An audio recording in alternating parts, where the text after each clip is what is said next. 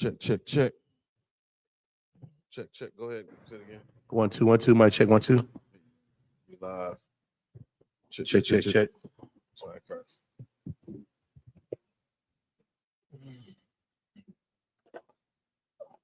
Yeah, buddy.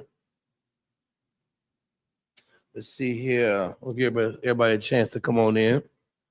You understand? We'll start this class in about 2 seconds.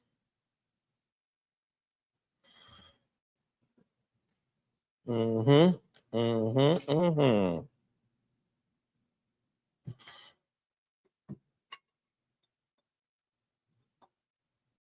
Yeah, buddy.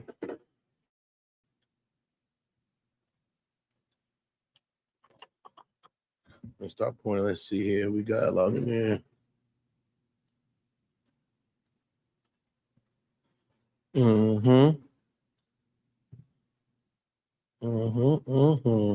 All right. Sister Latoya in the building. Shalom, sis. Yahweh Shamar Thaba Shemi Awashai. All right, all right. You about to get started. Y'all got any questions? Feel free to type them in the chat, you know.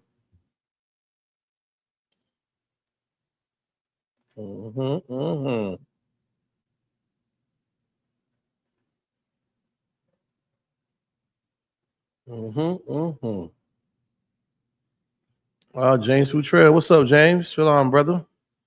I ain't heard from you in a while, man. Good to hear from you. Hope all is well. You understand? Love be with you, brother. James in the building. Y'all got any questions, man? Go ahead and type them in the chat. We're gonna get this show on the road in about 30 more seconds. We're gonna start.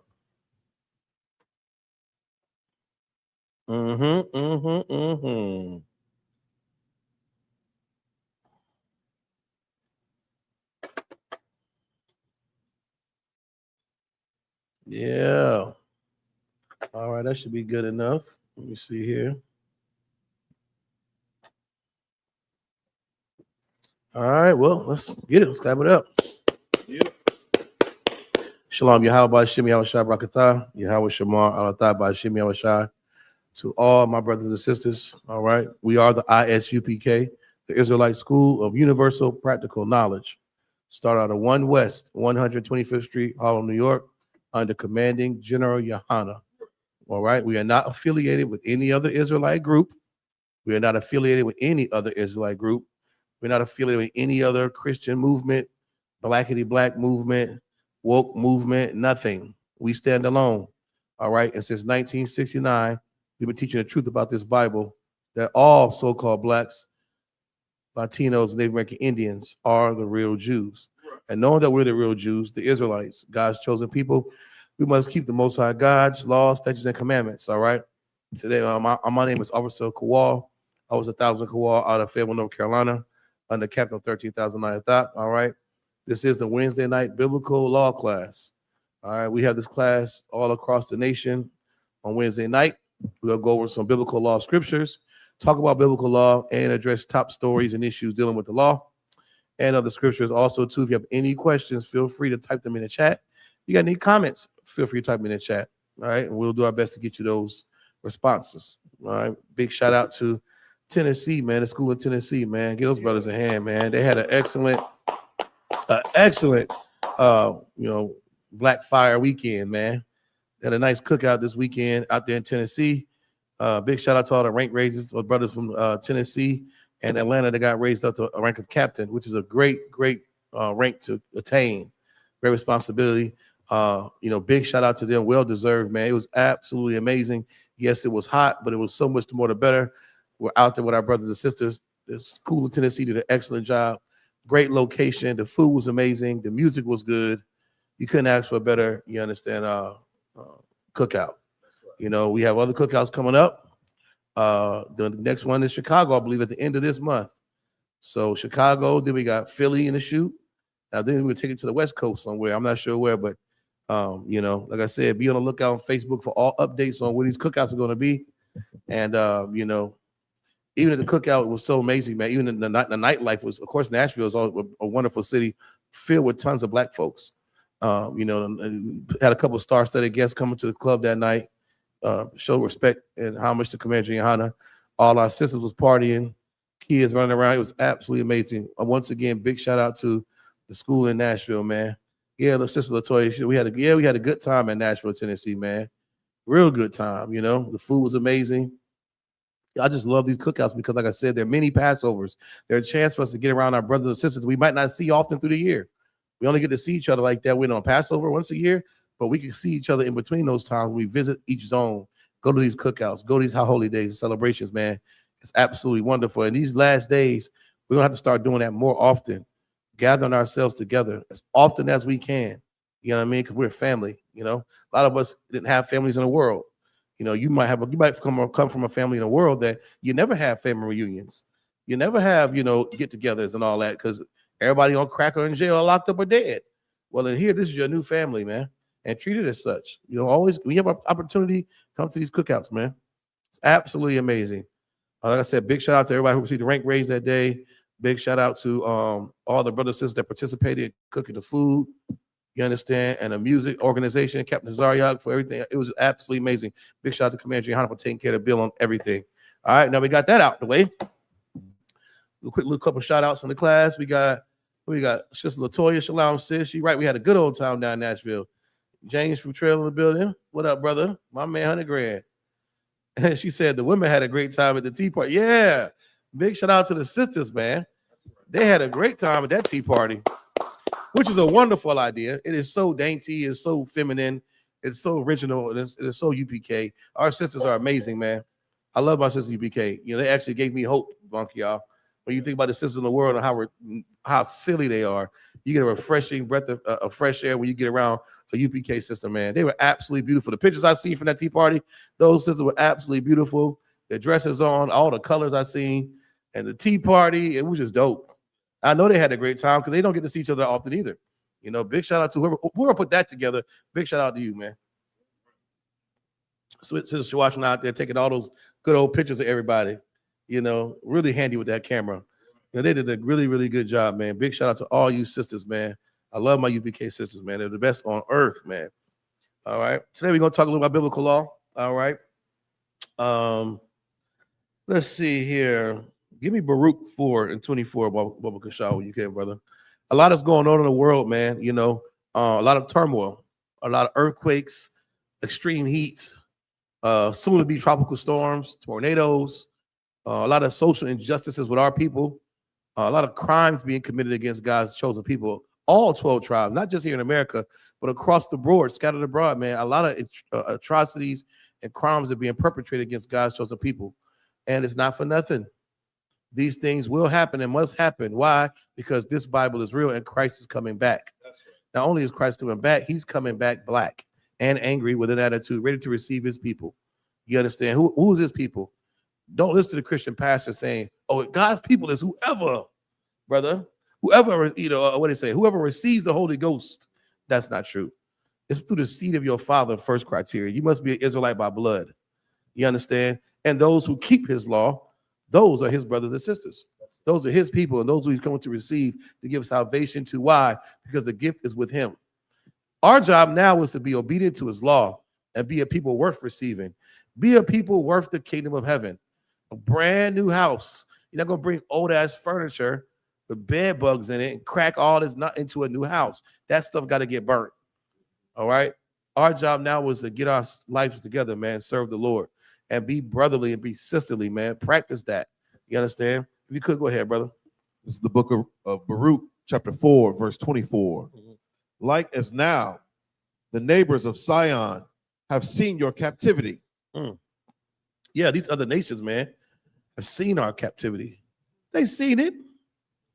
You don't think these East Indians, you don't think these small hats, you don't think these Africans, you know what I'm saying? You don't think these Asians, Korean, North Korea, South Korean, whoever, Japanese, all in your neighborhoods, all in your schools, all in our society, you don't think they see what's been happening to us. You don't think that they see the marching and the singing and the protesting that's being done. And not for nothing, we're being destroyed and executed in these streets without justice. The neighbors of Sion, you don't think we see that? Go ahead. So shall they see shortly your salvation from our God. No, they should see 50 years from now, 100 years from now, Markiel. So shall they see shortly. Shortly. They're going to see it. There is no such thing as a secret rapture. I'm sorry to blow your mind, Latter-day Saints, and all you Pentecostals and weird Jehovah's Witnesses. Ain't no such thing as no secret rapture. You're going to see it. And it says shortly. The time is short. The time is short. We don't have much time left on this earth. I don't know what pastor you've been listening to, but my brother's reading out the King James Version Bible, man. You understand? Read on. Salaki, if I may, Mm-hmm. which is so evil and wicked about the Christian church, are not telling you to separate from America. No, they're not. They want you to join America. They want you to be fully engrossed in American culture, Yes. customs, and traditions. Not one Christian pastor is speaking out against our oppressor. They're not identifying who our enemy is. Right. They're not even isolating who we are as God's chosen. You know what I'm saying? So Salaki, that's heavy. No, you damn right, man. You damn right, brother. Go ahead.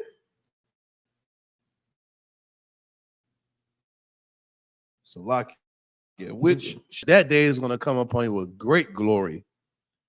Great glory. Go ahead. and brightness of the everlasting. Brightness of the everlasting, man. Understand that. Ain't no secret rapture. Everybody's going to see it. It's going to be glorious and bright. Ain't no hiding from it. It ain't going to be, oh, I slept and missed it. Oh, no. Everybody's going to see it.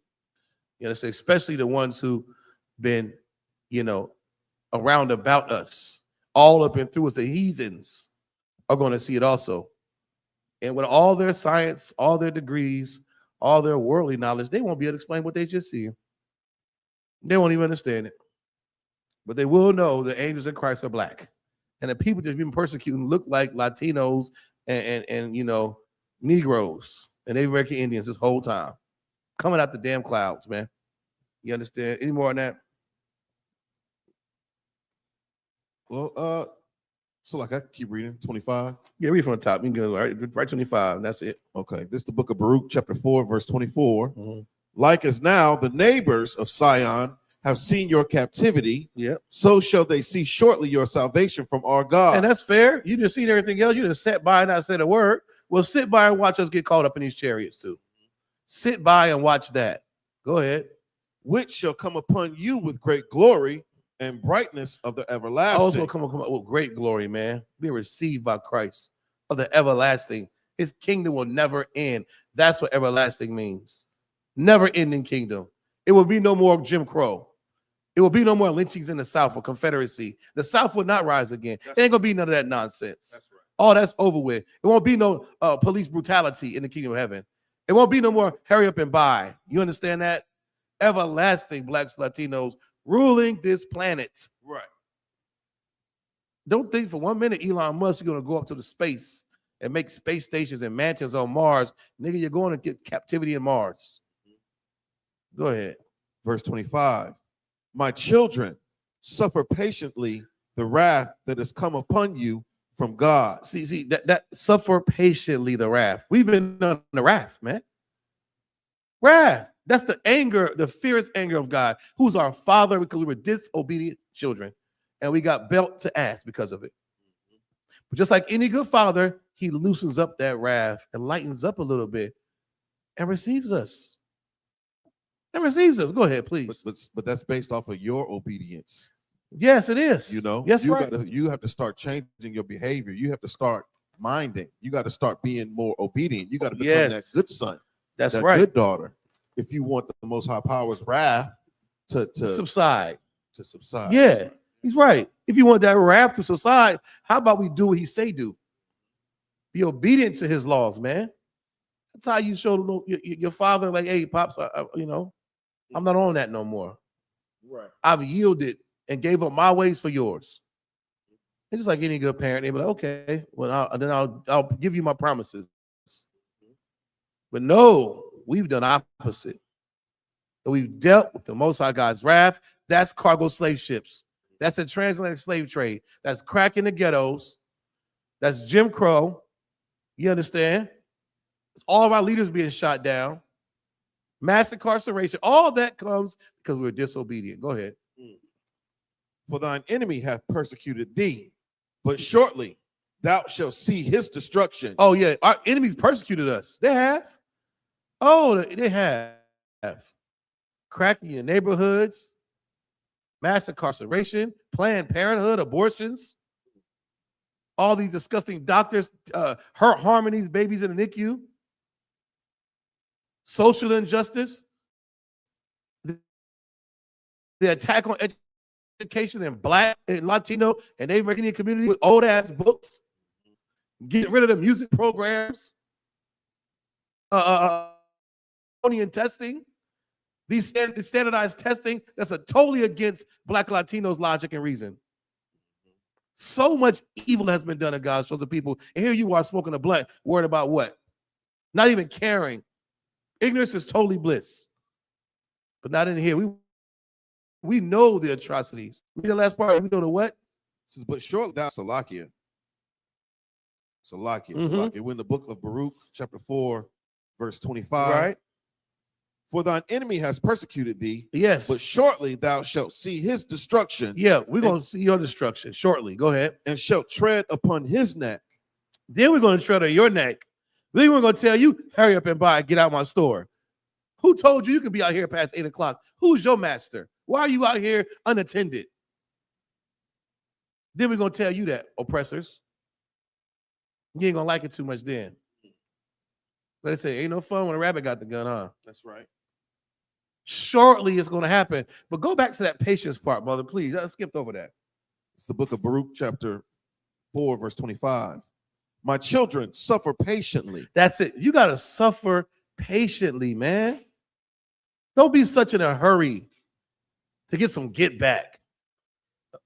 Don't be such in a hurry. What you going to do? You think you having sex with a white woman is going to be paid back? Shalom, sir. Start.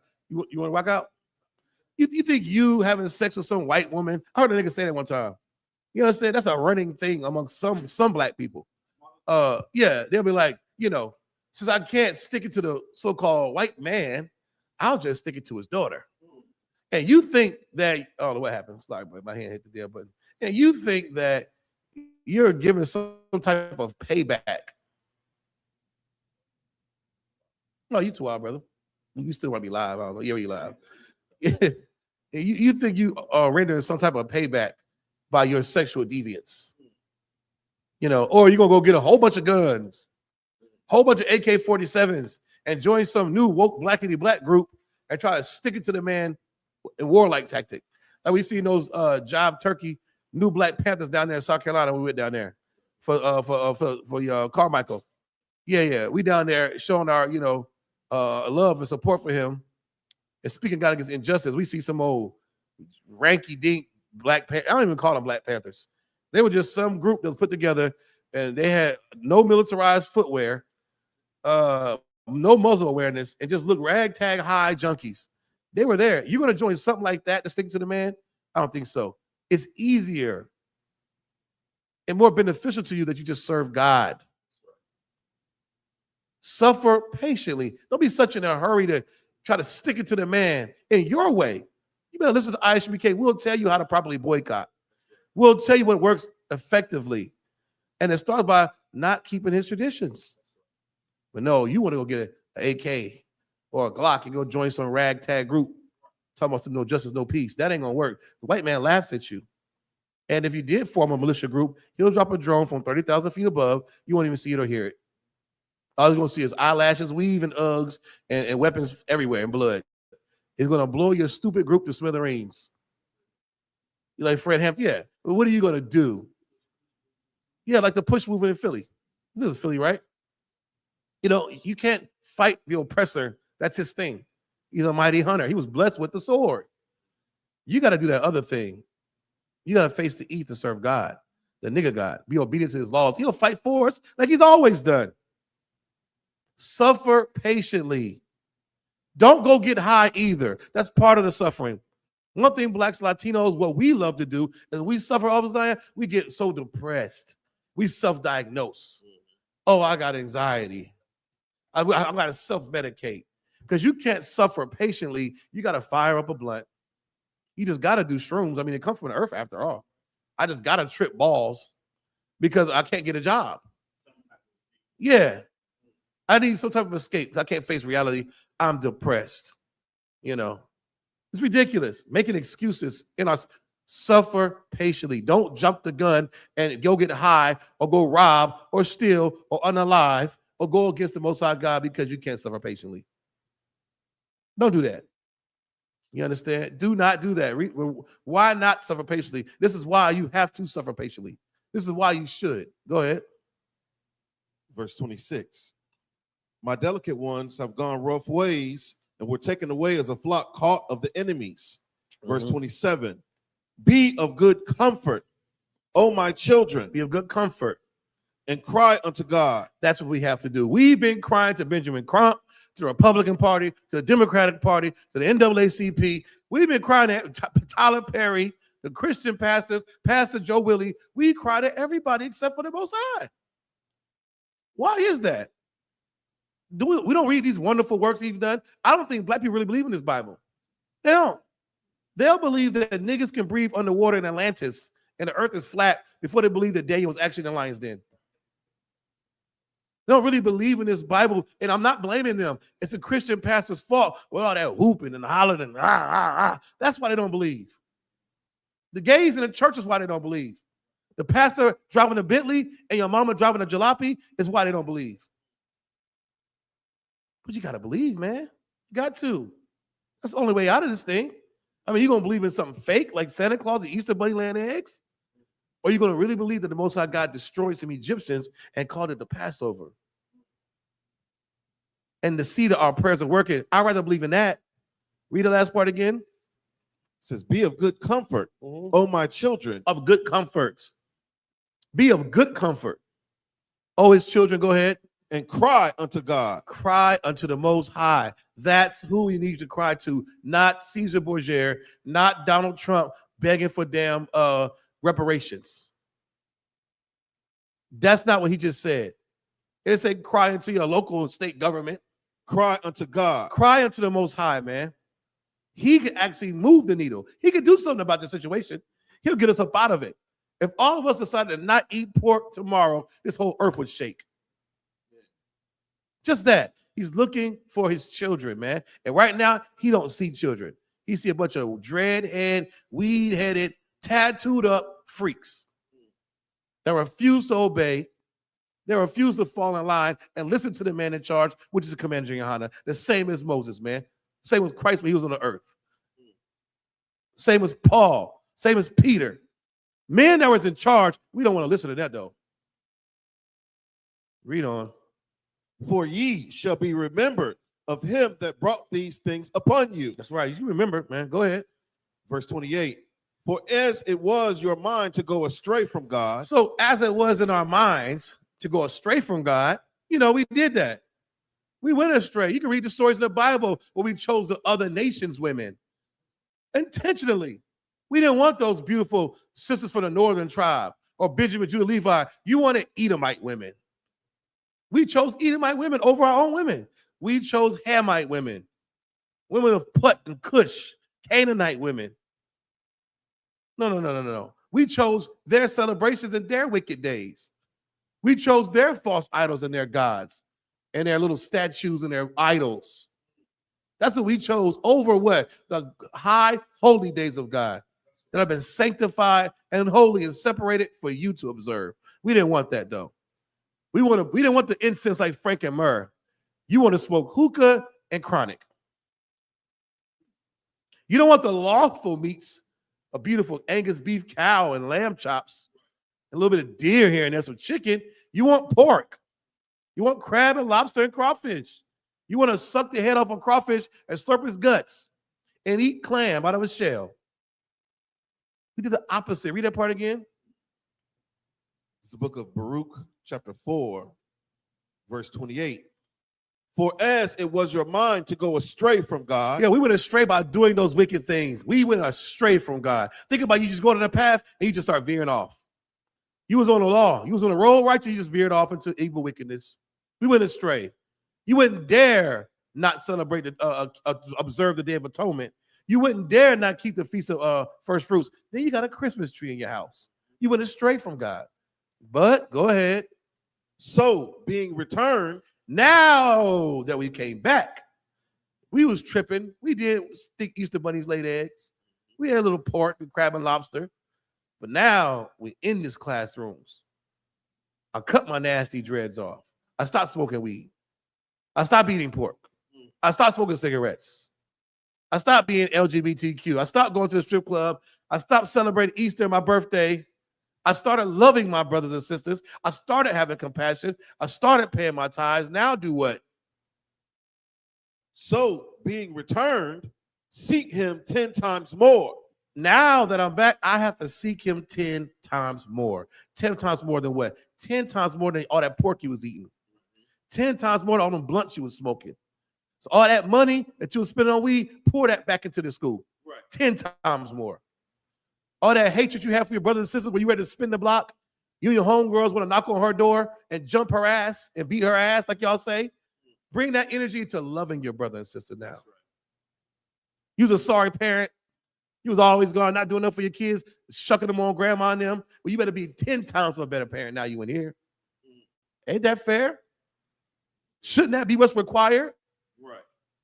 I mean, you go to prison, you was a good criminal. And you got to go before a parole board before they let you out of that cage. And they want to know, have you changed? You better be 10 times better than was when you got in there if you want to be free. What do you think the Lord is asking for you to do? He wants you to be better than you were. Be a better righteous man than you were a sinner. Be 10 times more better than you were. Go ahead. Verse 29. For he that hath brought these plagues upon you shall bring you everlasting joy again with your salvation. Ain't that a good deal? The plagues the Lord put on us and the people, he'll remove them. He reversed the curse. Now he give you gladness. The curse is over with now. It said, what did it say? Joy everlasting? Salakia. It says, for he that hath brought these plagues upon you shall bring you everlasting joy again with your salvation. Everlasting joy again with our salvation. Wouldn't it be nice to go into a restaurant where there's no white people in there? It would. I was in Nashville this weekend. We went to a place called, big shout out to Nashville. They got a place called Chicago Chicken and Waffles. It's fairly new, right? It's in the East Nashville. We went to it, me, Cap, Yahweh, obviously Yahweh, Balazar, one, we was in there eating, and I didn't see a white face. Brother, the amount of joy that I felt hearing Jagged Edge being blasted over the speaker, and all the waitresses was black. Niggas come to you, hey, brother, y'all good? Y'all need something else? Let us know, we in the back. If your food was messed up, guess what? I don't care. I'm going to keep coming. But the food was absolutely amazing. But I didn't see a white or Asian face in the building, and I felt at home.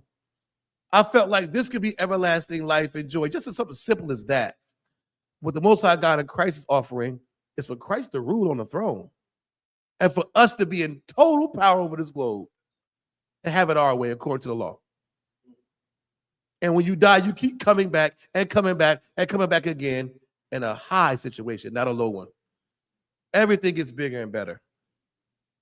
That's the God that I serve that can do that. That white Jesus can't do a damn thing. That Republican Party and Democratic Party can't do a damn thing. Right. You understand? Oh, we have some more people check in. Shout out Kodar. Who that? Kodar, hey, Sister Kaiwa from the building. Shalom, baby. Kodar, hey, brother. Lord Christ, Lord be with you, man. Kodar out there beating up the road. Sister Lanisha Robinson in the building. Shalom, sis. Sister Kawama, hey, shalom, sis. You see her at the cookout, too. Yeah, great checking in from the greatest state. You do a little too much. Colorado's not the greatest state. Cool your jets. She trying to slide that one in there. Shalom, sis. Good to see you again. yeah. That's just an excuse to marry. But yeah, of course it is. When you can't suffer patiently and you self-diagnose and feel sorry for yourself because of your oppression, oh yeah, I marry a white woman. I want to stick it to the man by marrying his girl. That's not how you do that. We're not to ever join hands with the oppressive sisters and women. Ever. Why? Because those are blood-sworn enemies.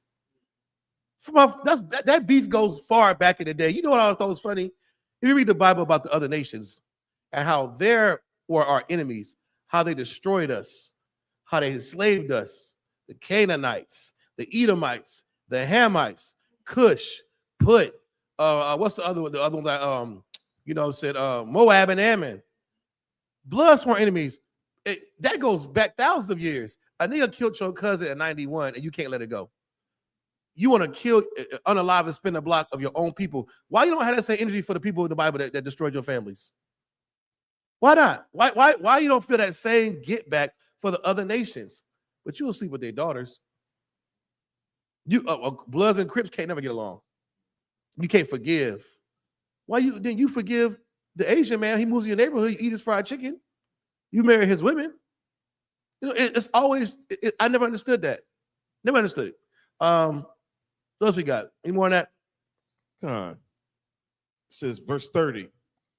Take a good heart, O Jerusalem, for he that gave thee that name will comfort thee. Yes, see, this scripture is so powerful because it's talking about comfort. Take a good heart. Because you see stories that the brother get unalive in South Carolina and Carmelo Anthony. And now what's his new brother? That got unalive by them white boys in a boat. Nolan who? Nolan Wells. Nolan, you see stories like that. Yeah, Nolan, yeah, you see stories like that. It'll make you get impatient and want to take justice and vengeance in your own hands. It'll make you start saying, well, damn, I'll just give up. I might as well just get high. I might as well go tattoo my face up, poke all these holes in my face, and just be a complete renegade. Don't do that. Don't fall weak. Be of good comfort. Be strong. Read on. Take a good heart, O Jerusalem. A good heart, not a bad heart. Don't take an evil heart. Take a good heart. Your mind. You understand? O Jerusalem, all the 12 tribes. Go ahead. For he that gave thee that name will comfort thee. That's right. The Most High God is going to comfort us, man. The Spirit of Christ, his law, statutes, and commandments, the way he taught brotherhood and sisterhood, we will be comforted, man. The Bible says those that mourn will be comforted. This scripture is no different, man. No different. But we got to learn who to cry unto. Go ahead. Verse 31. Miserable are they that afflicted thee and rejoiced at thy fall. Verse 32. Miserable are the cities which thy children serve. Miserable is she that received thy sons. Verse 33. For as she rejoiced at thy ruin and was glad of thy fall, so shall she be grieved for her own desolation. That's right. Drop that, brother. If you could give me it is. Give me Ephesians 4:31. Then we're gonna talk a little bit about this Nolan Wells. We're gonna get up out of here. You understand? We're transitioning into the end times. We're in it. There's rules that go along with what's going to happen to society in America as we know it. We got to stop having these these little passive aggressive beefs with one another, Zion, especially our sisters. We got to stop that. It's going to come a time when we might have to be in close quarters with each other. I looked at the cookout this weekend, and man, the amount of brothers and sisters I've seen there, Zion, in the hot sun under that tent, socializing, playing cards, the sisters in dresses walking around, hot but serving. Hot with a fan and still fanning, but they were serving. They're watching kids, they're serving plates, they're taking pictures. He didn't bother us. And we were in perfect harmony at that cookout. That small little area we was in. It was perfect. I couldn't ask for anything more than that. I was like, damn, this can happen over and over and over again for years to come. You add all the rest of the tribes, oh, we rocking and rolling. It was beautiful. And if you had I couldn't tell. There was no beefs. No one was arguing. No one was fighting. It was absolutely perfect. A small glimpse of the kingdom of heaven. Now, if you could, brother. It's the book of Ephesians, chapter 4, verse 31. Let all bitterness and wrath and anger and clamor and evil speaking be put away from you with all malice. Put it away with all those things he just mentioned. They're to be put away along with all malice. All of it. This is from the New Testament. Since you don't want to believe in the old one, we're coming out the new. And it says it right here, specifically speaking to the ones that believe, the ones in here. The ones out there, I expect them to sign up for Baddies audition. I expect them to hate their sisters and their brothers, but not in this sanctuary, not in this school. Not here. Put it away. Go ahead. The definition of malice. Malice is the intention or desire to cause harm, pain, or distress to another person. That's a lot, Bonka, y'all. To cause distress is a lot. To cause pain by your evil words and your sneaky little deeds, that's a lot. Go ahead. It refers to an active, deliberate ill will and is often characterized by spitefulness or a sense of meanness. Clicking up mean girls. Gossiping meanies. To your own sister that's oppressed just like you, that's black just like you, and suffer the same oppression just like you. Go ahead. This is the verse. This is the book of Ephesians, chapter 4, verse 32. Mm-hmm. And be ye kind one to another. And be ye kind one to. I saw a bunch of us being kind one to. No, you go. No, you go. No, you go, brother. Yeah. You first. No, you first. No, you first. This is the last one. Oh, you can have it. No, you I insist. No, I insist. Being kind one to another. Complimenting that sister on her hair and her dress. Complimenting that brother on his fringes or his headpiece or his children that are so well behaved. Or who made this food? Who made this stuff? Being kind one to another. That's energy. That goes a long way. This is what's being laid down for us in this Bible right here. This Bible gives you the answer, the keys to life, and how to coexist with one another. Being kind ye one to another. Go ahead. Tenderhearted. Tenderhearted, not hard-hearted. You know that black man like tenderism would just fall off the bone. That should be your mind and heart for your brothers and sisters. You should just melt in front of them and be so gracious and willing to render a compliment or your services. Tenderhearted, not hard-hearted, always waiting for an opportunity to be a bitch or to be a sucker. You understand? We struggle with that, especially Tribe of Judah. We struggle with that with our brothers and sisters. You don't want to have that looming. It's a demon. You got to cast that out every second you get. Go ahead. Forgiving one another. Doing what, Markiel? Forgiving one another. Read it one more time, Markiel. Forgiving one another. Key legal definition of forgiveness, please. Sure.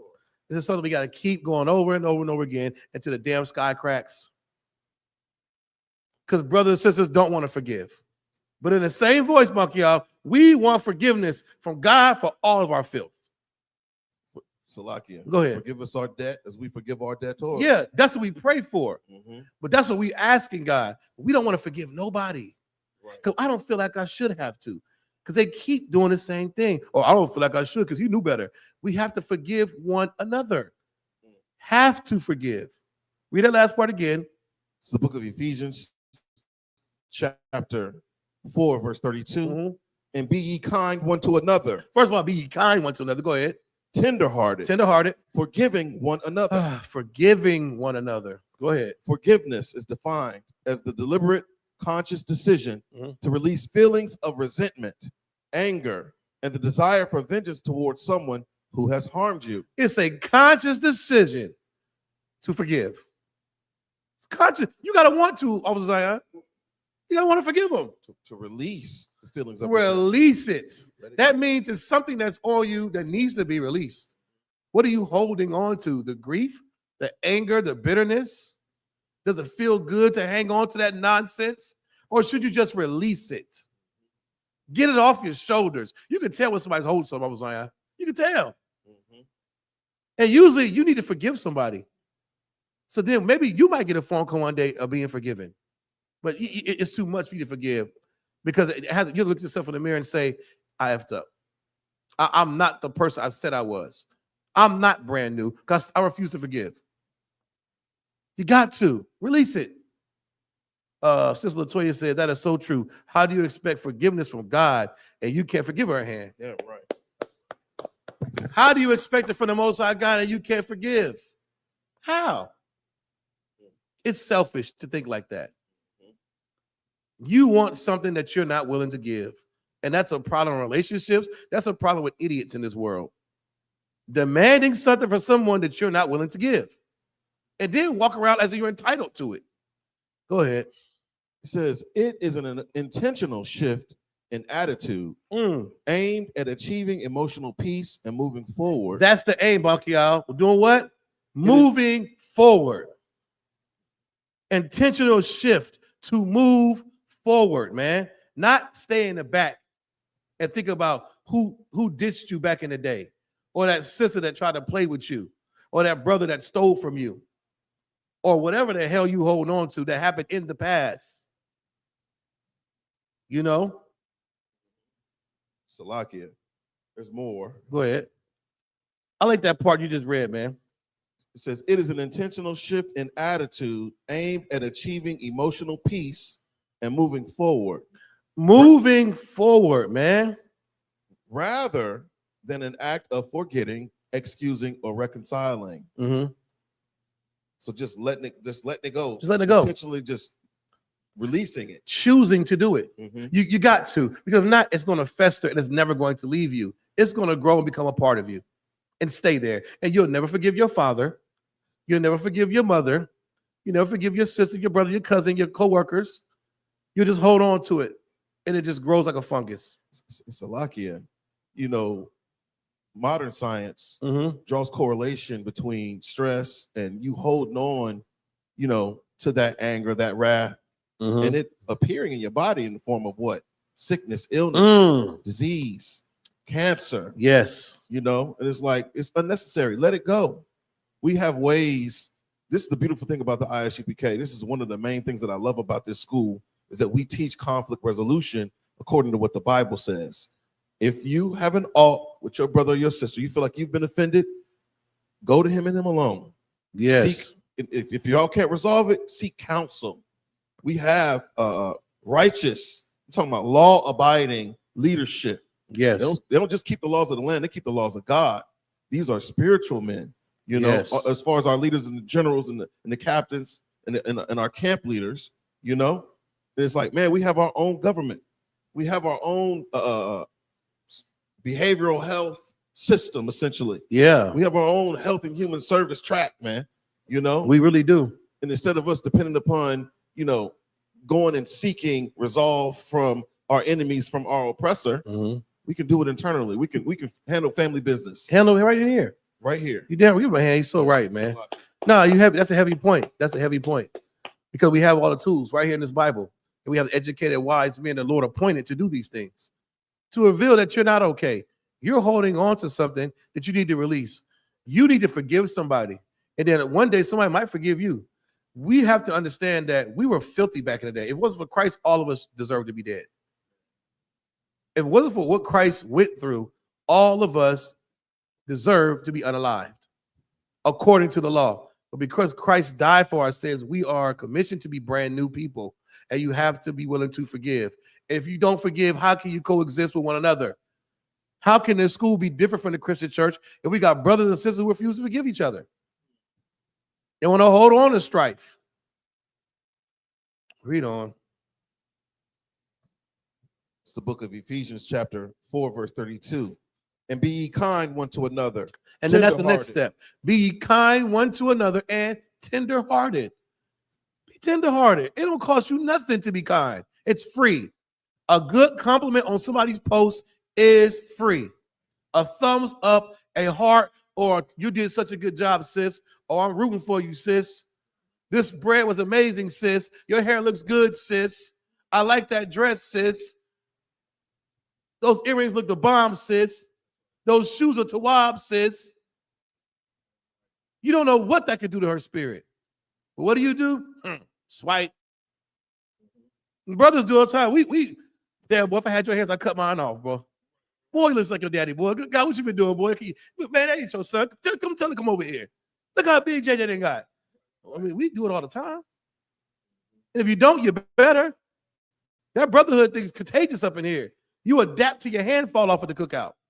You adapt a nigga until you're tired at the Passover. Sisters, we implore you to do the same. Let it go. Your edges might grow back. They might. That's a small thing to the Lord. It's big to you, baldy, but they could grow back. The scripture talk about your damn hair. You can lose that gut. You forgave some damn body. That's where you holding it all up in here. You hold it all up in here. All in your back. Let it go, man. Free yourself. My brother just read it. You got to be intentional about your forgiveness. Let it go. Go ahead, sir, please. And it's heavy that you say that you know, that just going into the psychology of it, you know, that tension, like carrying around tension with unforgiving thoughts or malice towards somebody, Right. It'll weigh you down. It will weigh you down. Yeah, That's a fact. They talk about even in the facial structure, just your muscular development, even in your face. More muscles. It take more muscles to frown or to be upset Than it does to smile. Than it does to smile. I remember that. Yeah. That you're right. The science even says it. Release it. Let it go. They also did a study on why people have heart attacks. Most people have heart attacks on Mondays. On what days? On Mondays. On Mondays. Good God Almighty. Because they leave the weekend and go into their slave being upset that they got to be there. Upset with somebody or something that's on the slave that they're dealing with. The stress of being there alone. Most people have heart attacks on Mondays Ain't that something? Yep. Come. Just letting it get the best of you. Yep. Just letting it get the best of you. Science say it. This Bible says it. It got to be true. We can see it with our own eyes. It's good to forgive. It's good for your health to forgive. Is it safe to say that? It's good for your health to forgive. Your mental and physical well-being. Forgive somebody. Like everybody turn to your neighbor and say, forgive somebody. You know what I'm saying? Because you think about it, in order for us to coexist and have harmony with one another, I hate that word harmony. Anyways, in order for us to coexist and just, be brotherly and sisterly. Yeah. You got to forgive one another. It's right here in the Bible. And trust me, you'll feel the weight lifted off of you. You'll feel the weight lifted off of you. Don't be in debt to someone. Don't. Read that part again, Mokia, or where you going with that? Be kind one to another. That part. And be ye kind one to another. Be ye kind one. I can't stress how important that is. Kindness is so heavy. Be kind one to another. Brothers be kind to the sisters and vice versa. Sisters be kind to the brothers and children be kind to all. Your people in here. Kindness should be contagious. It can change your life. It can change your day. It can change your mood. Read on. Tenderhearted, forgiving one another. Tenderhearted. You see that sister struggle with all those kids? Go give her a helping hand or some words of advice and encouragement. It don't take much. We in the social media age. Post something nice about someone. Encourage the next woman. Think about the days that you were down on your behind and you were stressed out. And you were just, down and out. You had anxiety. You what they use? I was overstimulated, and you were sad, and you just couldn't get out the blocks. And then one day you did get out the blocks. Someone said something kind to you, did something for you. Do someone else. Be that person that you needed when you were down. You be that. Don't wait for it to come along magically. We don't observe it here. We make stuff happen. Go ahead, sir, please. That's another thing. You may hear brothers or sisters come around and say, well, I came to the school, man, and I didn't feel like no brotherhood was in there. I didn't feel like there was no sisterhood in there. Right. Well, that's what you came for. That's right. Give me a hand. If you showed up and you walked through the door and you said, well, it wasn't no brotherhood and no sisterhood in there. Right. And that's why you walked through the door. Maybe you were supposed to bring it. Come. You showed up empty-handed. Yeah. And was expected. Come. You came in here with a big-ass basket of acceptance like a Christian. They come to church for want something. You know what I'm saying? It's a greedy bastard. What can you give? What did you show up with? It don't make any sense. Maybe you're in here to be that change. If the sisterhood is struggling, who is this? Alexa? Oh. Yeah, maybe you could be that change. And you should be. I expect it. I walk in rooms. I don't owe you nothing. Christ died for me. I owe him a debt. And I walk around like that. I don't owe your black ass nothing. I owe Christ a debt. And I owe it to these brothers in here too, to be brotherly and sisterly, brotherly. And to render my services, to be kind. Who do you think you are? You understand what I'm saying? Let it go. Forgive one another. Be kind-hearted. Be tender-hearted. You understand? Read on. Even as God, for Christ's sake, hath forgiven you. Even for Christ's sake. God should have put you to death for eating pork, for being on that stripper pole, for reading your zodiac sign or calling that damn what's that? The witches y'all like to call. You're the palm readers. You didn't call mediums. You didn't call your granny, ask for some root special. You did all kind of wickedness in your past life. Celebrated your birthday, twerked on tables with your ass out. Negroes, you done sold all the dope in the world. You done had 20 abortions. You done shot 4 niggas. You done scammed 10 niggas. Lord, we deserved it. You deserve to get unalive.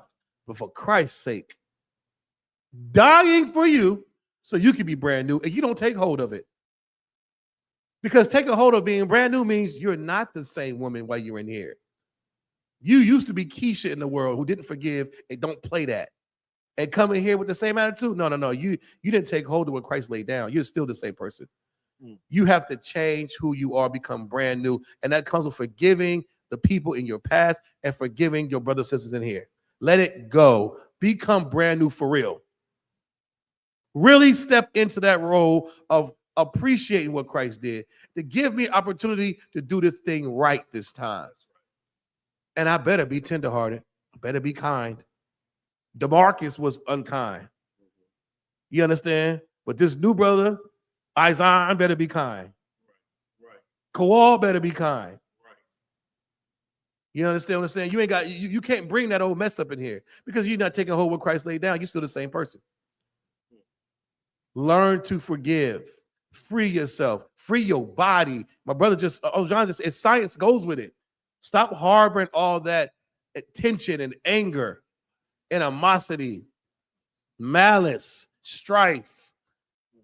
Because you just want you want some get back. You want somebody to pay. I understand that feeling. Somebody did you wrong. You want them to die right then. He did what? Lord, just kill him. You done face the east, ask the Lord, a legion of angels to come kill him. That's not how the Lord works. Because who did that for you when you were smoking a blunt? He looked at you and said, I should kill this old peasy head nigga, but I'm gonna give him more time. How about you give your sister more time? Give your brother more time, the way it was shown to us. It's only fair. Any more on that? Yeah, that's what you would ask for. That's your supplication. You want mercy and time, or how about you give it? Right. Yeah. Mm-hmm. It's different when it's on you. You know, when you're standing in the judgment, when you need forgiveness, you're gonna want it. You're gonna want that forgiveness. We got to be kind one to another. Is he more than that? That was it, right? Go ahead. This is what we got on there. It's a lot here. It's the book of Ephesians, chapter 5, verse 1. Be ye therefore followers of God. Followers of the Republican Party. Followers of God. The Democratic Party. Followers of God. AKs and Deltas. Followers of God. Go ahead. As dear children. Mm-hmm. Verse 2. Obedient like dear children. As dear children, doing what your parents say to do. Not what you want to do.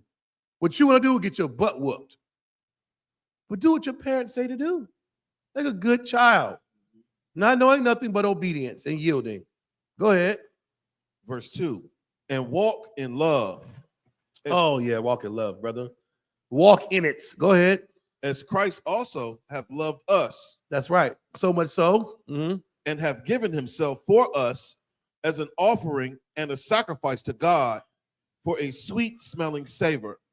Who's done that for you? To offer himself for you. Look at yourself in the mirror. Do you think you deserve it? You don't. You should live your life like you don't deserve it and constantly want to push forward to a mark of forgiveness and being brotherly, being sisterly, being kind, always giving. Where can I help? How can I help? Make that your everyday mantra.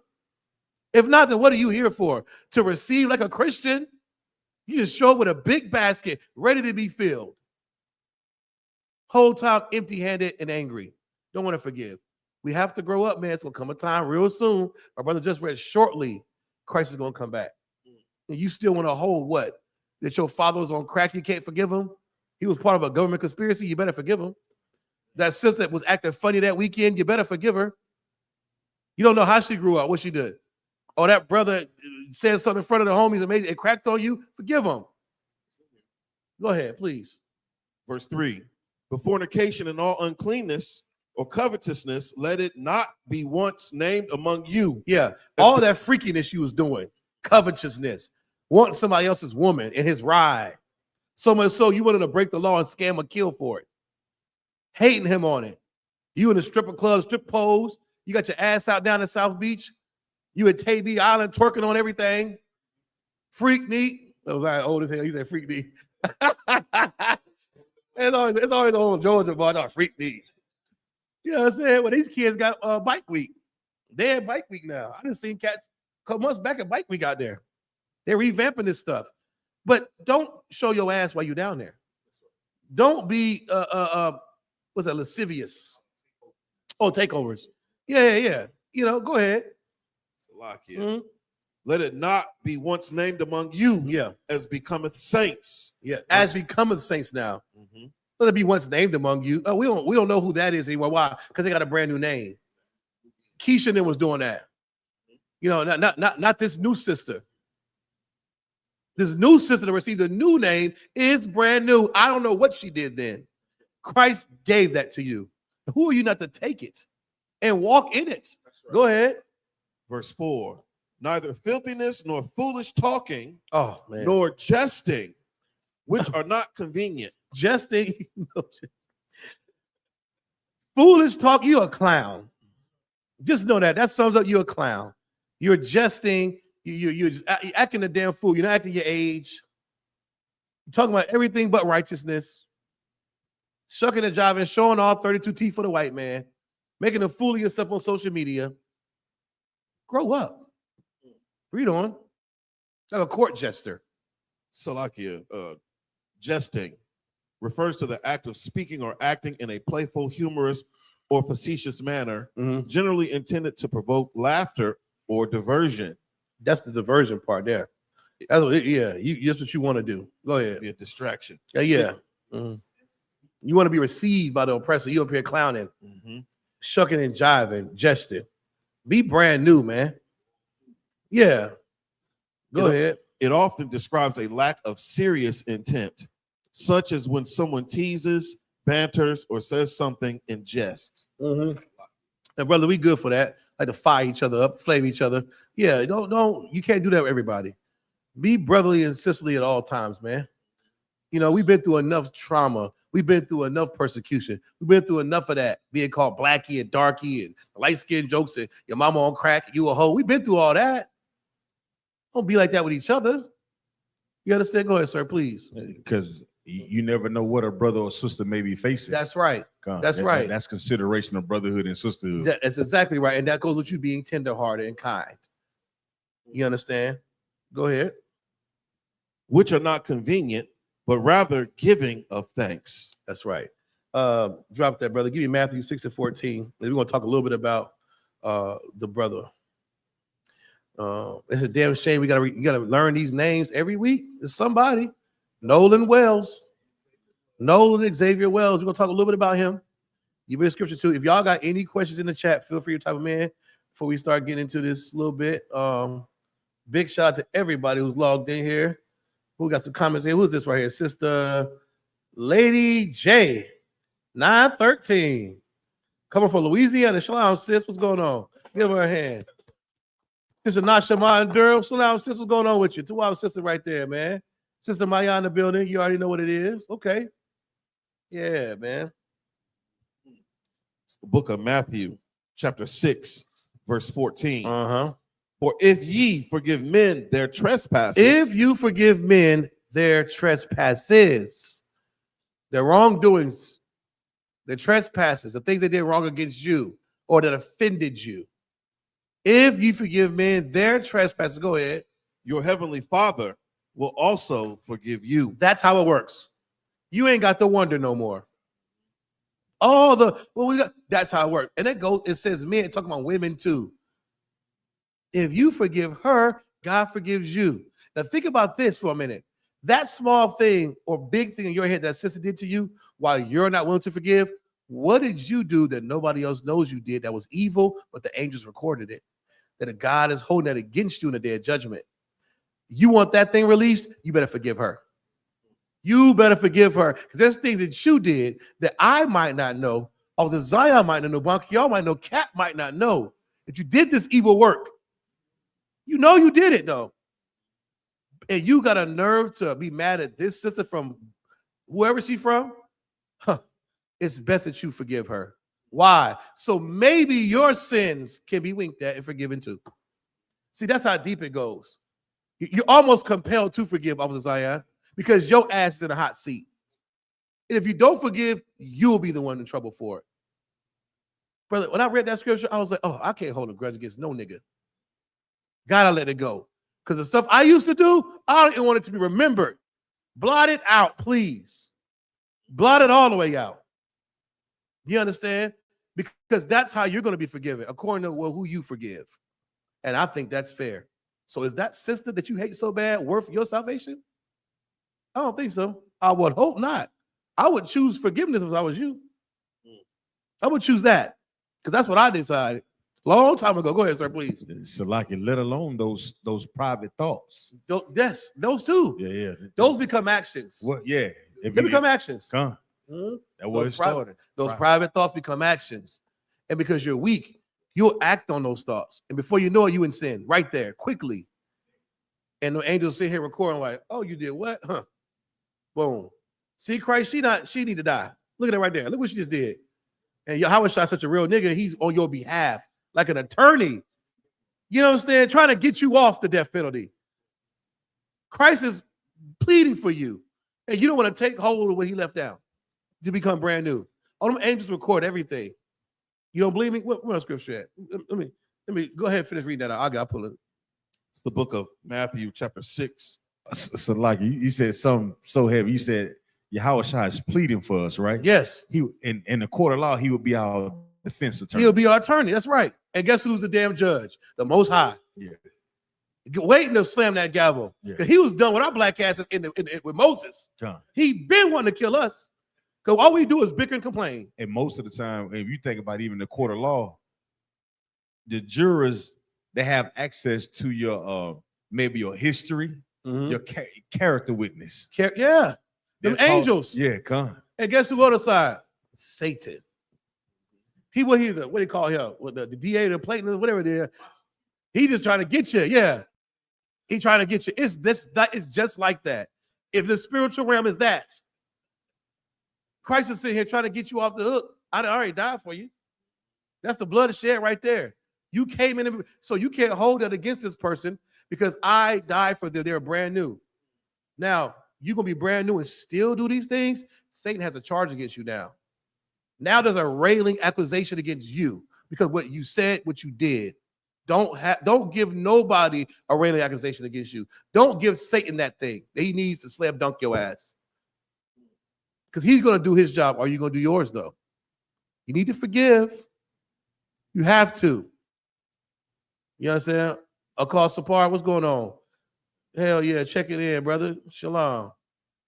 Go ahead. Where was he at, brother? We're in the book of Matthew, chapter 6, verse 14. For if you forgive men their trespasses, If you forgive men their trespasses, like your father, your cousin Rail, a nigga that stole your Jordan collection, or a nigga who hated on you and dry snitched in front of the girls, who pantsed you in front of everybody. Go ahead. your heavenly Father will also forgive you. Yeah, then the Lord gonna forgive you. He'll forgive you for those evil, wicked things that you did that you think nobody saw, but the angels recorded it. They seen it though. And if you want that to be wiped away, how shameful that thing was you did, how unbrotherly that thing was you did, how unsisterly that thing you said was, how unsisterly that thing you did was. If you don't want that to be brought up in judgment, you better learn to forgive. You have to do it, or you will be embarrassed one day of your filth. It will come back on you, and it will come out so the whole nation will see it. You better learn to forgive now. You better do it. You understand? Any more in that bunk, y'all? Come, verse 15. But if ye forgive not men their trespasses. Let's say you don't want to forgive. You hold on to it. I'm the type of sister that if you wrong me, I ain't going back. Or I'm the type of brother that, nigga, you got one chance with me. No new friends. Just goofies. What's going to happen, bunk, y'all? But if ye forgive not men their trespasses. Yeah, you one of them that don't want to forgive, right? Go ahead. Neither will your Father forgive your trespasses. He's not going to give your trespasses either. That's the Most High. He won't do it. And he is a man of his word. He told us not to worship idols or be gay or do anything. Listen, and guess what we ended up on? We called his bluff, Officer Zion, and we ended up picking cotton on cargo slave ships. All of us. Do you think it was a couple of us that wasn't doing it? Sure. But the lump sum of us all ended up on cargo slave ships. It's about us all as a nation of people letting go of these things and forgiving our brothers and sisters. We have to do it. We have to. If you any more on that, that's it. Give me Proverbs 15 and Proverbs 15 and 3. I'm sorry, 15 and 3. Slack. You understand? Big shout out to everybody in the chat. Y'all got any questions? Feel free to type them in. Lord want to get you those answers. It's the book of Proverbs, chapter 15, verse 3. Mm-hmm. The eyes of the Lord. The what? The eyes of the Lord. What do you think eyes are for? To behold, to look, to see. Well, the Lord has eyes also. Go ahead. The eyes of the Lord are in every place. In every place. Every single place. It didn't say some places. It didn't say the places where they got a metal detector. It didn't say in the North America. It says in every place. Go ahead. Beholding the evil and the good. Both. He sees what you do evil. He also sees what you do good. And for your sake, the things that you did evil, you better forgive or you will not be forgiven. The angels are everywhere. Beholding evil and the good. My brother just read it. And let's just say you don't believe in that. Well, guess what? You got officers, captains, generals who are looking at what you do and see what you do. And they're beholding what? The evil and the good. Come in here looking like, in the world if you want to. You're a brother in school. You'll be checked for it. You'll be required to be a sister, and you will be required to be a brother in here. And look and dress accordingly and behave and conduct yourself accordingly. Because the eyes of the Lord are everywhere. Always remember that. You understand? Drop that. We're gonna get into more. That was it on that, right? That was it. We're gonna talk about the brother Nolan Wells for a minute, man. You can pull something up with him, Bark out if you could. You can take a second, you know what I mean? Like I said, if y'all got any questions, if you're type of man, we're gonna get into this brother. Tragic and unfortunate, but this is a running theme with black people. And I say that our blacks, Latinos, because we always want to invite somebody to the cookout, or we love to be invited to their cookout. You understand what I'm saying? We like to trim our ways to seek their love. You want to lessen your blackness or your Hispanic Latino-ness. You want to lessen that to make white folks feel comfortable. And sometimes you'll go to a PWI, a white school, over the black school. Why? Because you feel like it's better to be accepted. It's not the case, man. It's not. We have a lot of our brothers and sisters being unalived, going out to hang out with these other nations, man. And it's a very, very sad thing. And it's tragic because there's little information for us to know about. You understand? We're going to read a little bit. You can put it up on the screen. We just scroll so they can see it at home too. It's no big deal. You too. I'll take your time, brother. You know what I'm saying? We don't own the rights to this content or whatever. This is just educational purposes only. We're going to get it on, baby.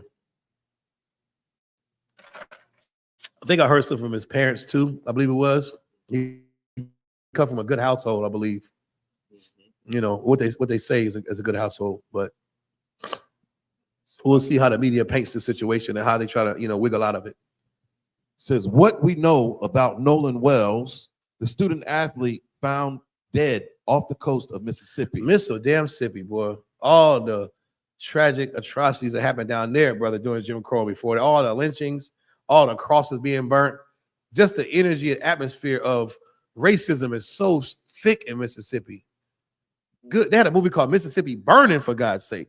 They went and killed all them damn Yankee boys that came down there trying to step up against injustice. Couldn't even find them when they killed them. It's crazy. A thick history of racism down there. Poor brother. Look at this brother, man. Handsome. Yeah, a song called Goddamn Mississippi. Yeah. The woman that wrote that song, Goddamn Mississippi. You know what I mean?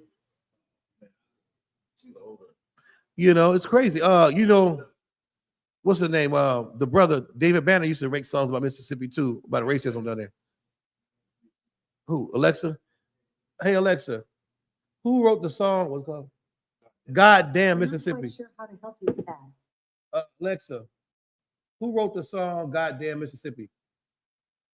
Sorry, I don't have an answer. You don't know nothing. Shut up. Get out of here. Just shut up. No, this Nina Simone? Okay. In 1964. Yeah. And I wonder why she wrote that It's called song. Mississippi Goddamn. Salakia. Yeah.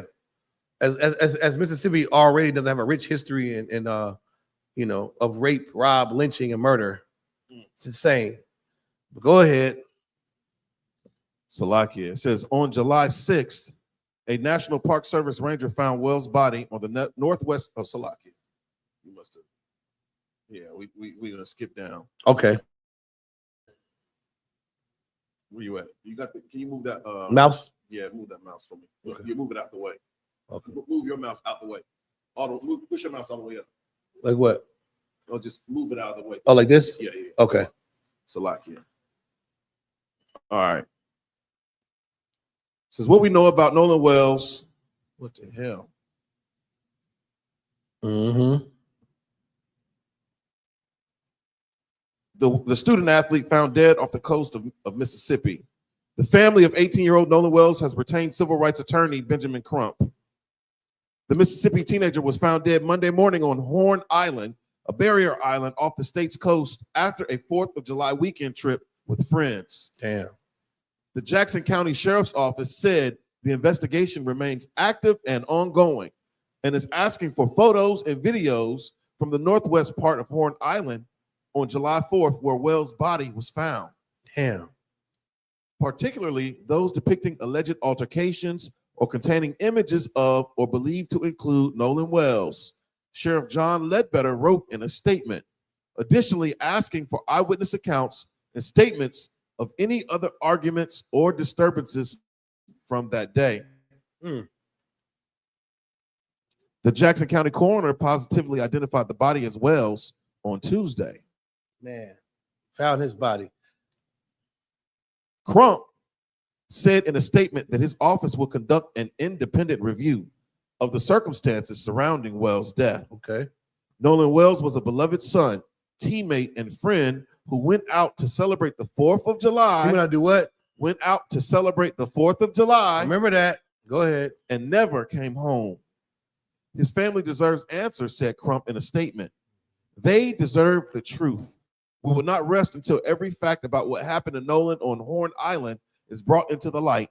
And we call on investigators to pursue this case with the urgency and transparency this family deserves. Benjamin Crump. He ain't right there. Big lip cell. Somebody else wrote that. He reading it. He'll pop out when the money, when he's some money in the line. Crump, I ain't gonna hate on the brother, but yeah, he'll pop out now. I ain't see him down there in South Carolina. I ain't say he wasn't down there. I was saying we was down there. We ain't see him. That shit must have sailed in his mind then. Go ahead. In a Wednesday interview with Don Lemon, Crump said the family was seeking an independent autopsy. Crump told Lemon they would be flying Wells' body to Washington, D.C. That's right. For that autopsy and expects results from it on Friday. They want to see, was he on drugs? Was he drugged? Was he hurt? Was he strangled? Was he hit over the head? Was it blunt force trauma? Go ahead. Salakia, you know, it's so heavy because you think of that good old boy network. Yeah, it is. Apparently, one of the Judges? devil's stepmother is a judge. Oh my! And what they've done, you know, everybody is maintaining radio silence. They've scrubbed their social media. Yeah, they've all unfriended Wells from their accounts to show no connection there ever was. There's no connection. Oh yeah, Salakia. No, but that's so Mississippi. That's so Confederate South. They've been doing that for years. Right. The firemen, to the police chief, to the state trooper, to the DA, to the judge, to the damn to the principal. Anybody that knows him, because that's the good old boy system down there. It's always been like that. Right. And good luck trying to get the government to come down to the state's business. They're gonna be like, get out of here. Right. We got this investigation. You know how many lynchings have been unsolved in Mississippi? They said during that time they went to go find I think the movie Mississippi Burning was about those abolitionists or Yeah, the freedom fighters coming down. That's the abolitionists. The freedom fighters coming down there. Yeah, do you know when they went missing? They went to go find their bodies as they were digging up with the cadaver dogs down there. They were finding bodies of dead Negroes that weren't them from years prior. They said they found upwards of 60 different dead bodies of blacks and Latinos before they even found one dead freedom fighter. Can you imagine? I mean, that's cold case after cold case after cold case, and I'm afraid this is going to also be a cold case. Go ahead. And so, like, that's the reason why he's calling on a separate, independent autopsy and a separate, independent investigation, because you can't trust, the state of Mississippi at all. You can't trust them. It's a crooked state. It's the poorest state in the union. Yes. And like you said, that good old boy system is alive and well in the South. It is. It works for white folks. It works for them. Go ahead, sir, please. As we take a look at the case, it's eye-opening to actually see the oppressor. These devils are actually saying, "Hey, you niggas may want to stay away from us." Yeah. You see what happens when you come down here and messing around. Yeah. Yeah. Don't let your children come play with us. Yeah. Because our children, they teach their children how to hate us. That's right. And what to do to us and how the little silly games that they play with us, they're very malicious. They teach them that. They do. Yeah. You know what's alarming to me that the parents didn't do? How many times is Zay asks, "Hey Pops, can I go here? Can I go there?" And you say, "Who all gonna be there?" Right? How many times Man and Carter, Uncle Wall, can you take me to the mall? I'm like, yeah, who all going? That's what I want to know. Can I go to main event? Can I go here? Yeah, who all going? If your child would have said who all gonna be there, you tell them Tanner and Cooper and Gunther and Hunter and Trump gonna be there. Why the hell you going? No, we're Keisha and Man and Tone and their mama there. Why you can't go to the black cookout? One thing was happening on 4th of July. Black folks was cooking out too. I know they were, but you let your student athlete, handsome black son to go with them. I question the mind of those parents, and I feel sorry for them because now they realize who the devil is. Why does affliction make you seek God? Why does somebody have to be unalive in order for you to look at them of who we've been saying they were since 1969? That's what I'm afraid of for our people. That you'll not listen to the voice of the Lord and Commander YAHANNA telling you to separate. It has to come at the cost of your baby. Why don't you just do us all a favor and separate before that? Separate. You should have let your child go with them. Are you dumb? Oh, God. It's just sad, man. So the Gulf Island, what's that last part say? Salakia. Results of the state's autopsy are pending. Wells, along with a group of friends, traveled to Horn Island on July 4th. That night, his mother, Christine Wansley, reported him missing and posted on social media, writing that he was last seen on the northwest tip of the island around 3 p.m. Man, I'm going to tell you another thing. Yeah, he was last seen. With all these eyeballs and witnesses of white boys, y'all can't say where the only black boy was at. He sits out like a sore thumb. Like a sore thumb, he stands out. And you got to question everybody. Y'all know what happened to this boy. And I'm going to tell you something. When you start looking at the news media, y'all pay attention to this. Anytime there's a bad car accident or a bad mass shooting and black people get unalived, usually it's a birthday celebration, which is unlawful. It's a white man's holiday celebration, which is unlawful. And usually some niggas have dreads. I'm just a messenger. Look at it. I'm telling you, it's always those three right there. He either got dreadlocks, it's someone's birthday getting shot up, a Halloween party getting shot up, a 4th of July, a Christmas party, or somebody's damn, some nonsense that God said not to do. It's unfortunate, and I blame the Christian church for it.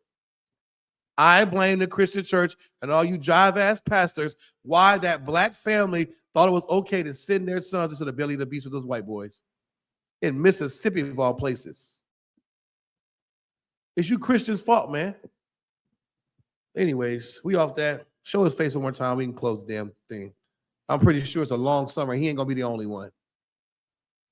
The damn shame. You Christian pastors need belt to ass, and it's coming.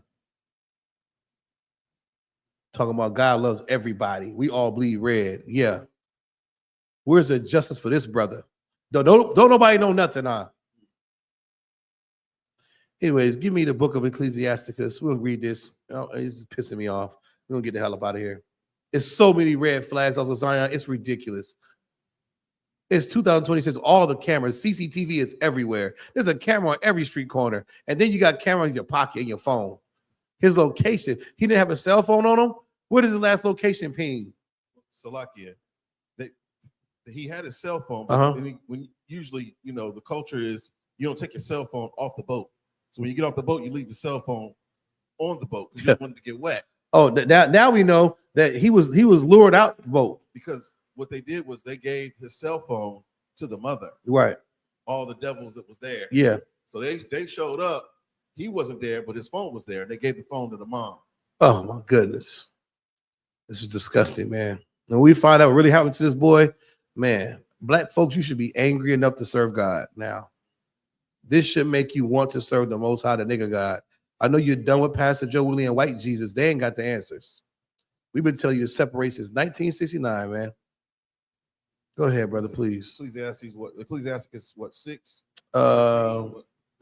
Just give me old fashioned. You know what I want. 12 and 10. We're gonna read to 11.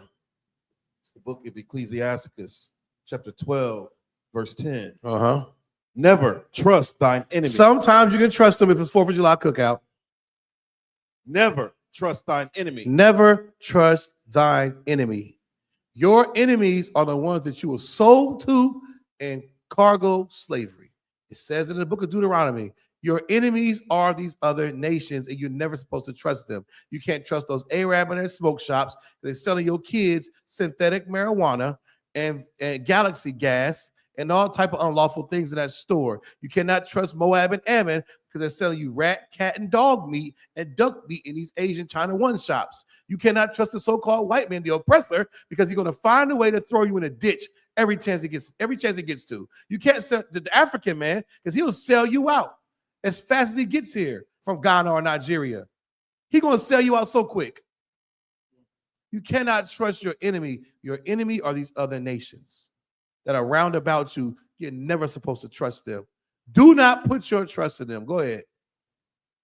Never trust thine enemy. Absolutely never. I don't care what holiday it is, what occasion, don't trust them. For like as iron rusteth, we know iron gonna rust. Go ahead. So is his wickedness. If iron rusted, go ahead, sir, please. I know you dropping it heavy. Go ahead, sir. Lay it on me. When you start out the class, we were talking about forgiveness. That's right. That forgiveness would allow you to get closer to your brother. Mm-hmm. That's right. It sure will. You not forgiving your brother or sister and holding that grudge, it'll force you into the oppressors and seeking love from another nation. Yes, give a hand. You understand? We've seen that, Zion, where brothers feel like, well, I'm gonna go over here. That's because you really want to. It's like a woman who says, who breaks up with a nigga, instead of going to the gym and getting a degree, or learning how to sew, or learning how to cook, or getting six-pack, or picking up a new hip, you go blow a rod. That's who you really were. You don't forgive your brothers because you really want to go over there. Hey, what are we doing here? He's right. Go ahead. Go ahead. Never trust thine enemies, because what? For like as iron rusteth. Like is a comparison. Like as iron rusteth. Iron does rust. What else? So is his wickedness. So is a so-called enemy's wickedness. It's going to continue to get worse. It's going to happen. It's automatic. Just like iron rusteth, if you leave it out long enough, the element's going to make it rust. It's nature. Give her a hand. Right. Sis Nashama said it's in their nature. She's right. She's absolutely right. Go ahead. Salakia, God is just telling you that our enemies, they're wicked. They're wicked. He they're used that word wickedness. Evil. That's right. That's right. Wickedness. They weren't given the laws. That's right. I love it when you say, we charge the Christian church. That's right. Because they're responsible for this. They're the ones that's joining us with all the other nations Yes. and identifying who God loves and who God hates. Yeah, they are. They're not identifying who the laws were given to. That's right. Who's expected who has an obligation to keep the Right. laws. That's right. If we had that, we wouldn't be reading about stories like this. No, we shouldn't be reading about stories like that. Not 2026.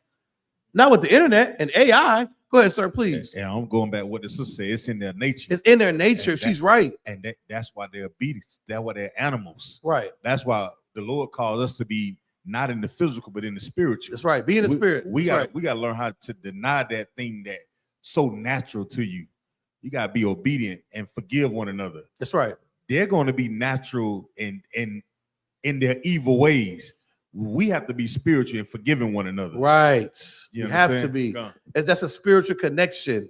Is what's required of us as people. As Israelites, because we're not like everybody else. We're like the rest of these nations, man. They are. They're evil murderers.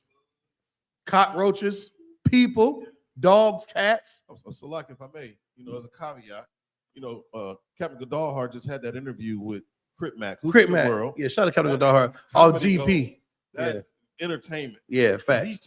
He actually recounted a situation where his mother was dating a white man named Mr. Gary. Oh yeah, she got took to Pound Town. He was getting taken to Pound Town. And he said it came out that Mr. Gary, he wasn't a straight man. He said he was bisexual, but he said I think he was trisexual because he'd try anything. And then he goes on to say, once his mom got away from Mr. Gary, she found out that he was getting because he called him Croc Lesnar. Yeah, he said he was getting taken to Pound Town by Croc Lesnar. He's a Crip, so he don't say Brock. Right, yeah.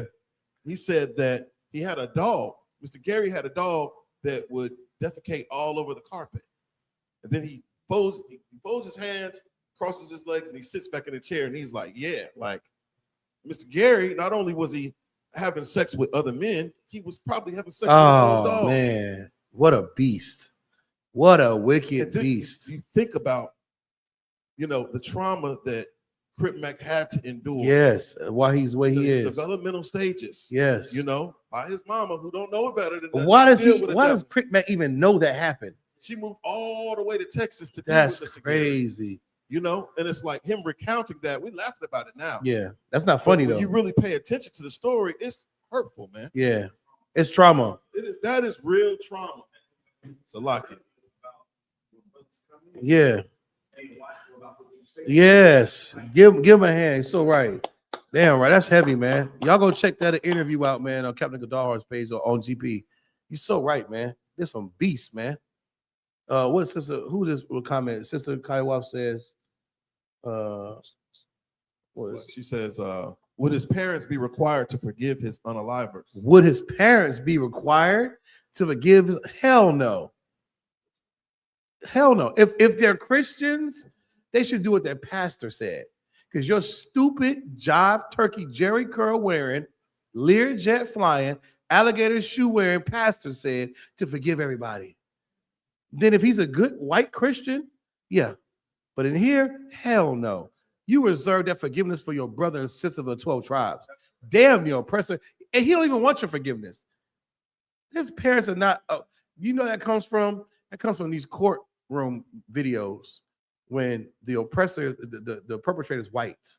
And he did something crazy like Botham Jean or whatever. And then the black family is crying and mourning. And then the word forgiveness comes up. And the judge is saying, you got some words to say? And the killer is like, well, I'm sorry. And here go these black ass parents. Well, Jesus said for us to forgive, and they go hug the white person and stroke the white person's hair. You're not required to do that. Hell no. It's not justice. It's not justice. They're not required to forgive his unalivers. Why would they be? But if they go to the Christian church, their pastor would tell them they're required to do it. And that's why the Christian church must fall, because they're weak. They're weak. They think they're required to forgive the unalivers and the oppressor. No, you're not. Says who? Not in my Bible. It's talking about forgive your enemies. He's talking about of your own people. He ain't talking about some what's the nigga, the Chinese man, the Ching Chang Ping Pang Walla Walla Bing Bang that killed Rick Chow. He ain't talking about Rick Chow. How you gonna forgive Ricky Tan, Ricky Chow? How? Forgiveness? He don't want your forgiveness. He wants you to hurry up and buy. Get out of my store. Hell no, you ain't gotta forgive no damn heathen. They don't even want your forgiveness. Let's start there. The white man can care less about your forgiveness. He doesn't require it. You're a joke to him. You're not even human to him. that forgiveness is reserved for your own people because that's who you won't forgive. You'll forgive a white man. Christ knows that you won't forgive DeMarcus. You won't forgive Keisha or Miss Tanja who slept with your man, or the nigga who did this, his pit bull killed your pit bull, or his homie killed your homie. You won't forgive blacks and Latinos, but you will forgive Gunther and White Boy. So no, that forgiveness is not made for them because you will automatically forgive the white man and you will never forgive your own people. Forgiveness is reserved for your own people. Now, once they're in chains, once they serve 500 years of slavery, once they're beaten and oppressed and harassed and ravished, once their women are ravished and handled harshly, once they serve out of slavery, then maybe we could talk about forgiving them. But until then, hell no. That forgiveness that the Christian pastor talks about is white forgiveness. The forgiveness we talk about in I.S.U.P.K. is forgiving your own people. Because we know automatically your black ass will forgive a cracker, but you won't forgive your man. You won't forgive your own people. That's the difference. Okay, good. Yeah, that's right. Ain't no forgiveness in my damn house. White man do, yeah, he gonna have to wait. You know what I mean? And that's right. They don't deserve no forgiveness. Why should they? They're not, white people aren't begging for our forgiveness. They damn near don't want to kiss the boots at camp. A simple gesture.